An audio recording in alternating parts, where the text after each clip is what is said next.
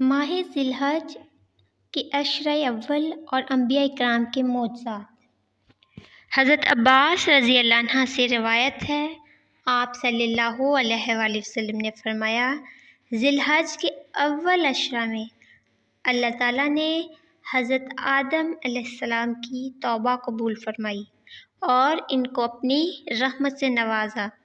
اس وقت وہ عرفہ میں تھے۔ عرفہ میں حضرت آدم علیہ السلام نے اپنی خطا کا اعتراف کیا تھا۔ اسی عشرہ میں حضرت ابراہیم علیہ السلام کو اللہ تعالیٰ نے اپنی دوستی سے نوازا، اپنا دوست اور خلیل بنایا۔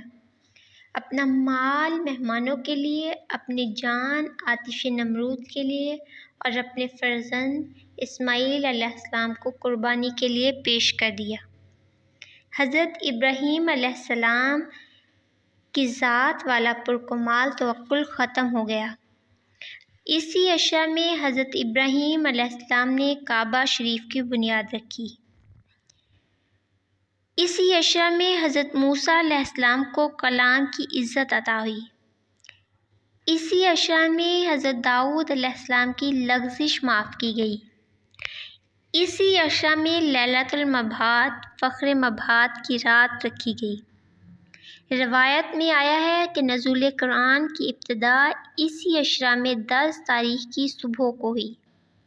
اس وقت رسول اللہ صلی اللہ علیہ وآلہ وسلم عیدگاہ کو تشریف لے کر جا رہے تھے۔ اسی عشرہ میں بیعت رضوان ہوئی۔ اللہ تعالیٰ فرماتا ہے، جس درخت کے نیچے یہ بیعت ہوئی وہ ثمرہ یعنی بیبول کا درخت تھا۔ یہ بیعت حدیبیہ کے دن ہوئی تھی۔ اس وقت صحابہ اکرام رضی اللہ عنہ کی تعداد 14 یا 1500 تھی۔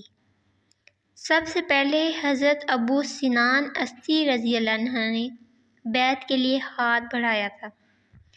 اسی عشرہ میں یوم ترویہ، یوم عرفہ، یوم نحر اور یوم حج اکبر ہے۔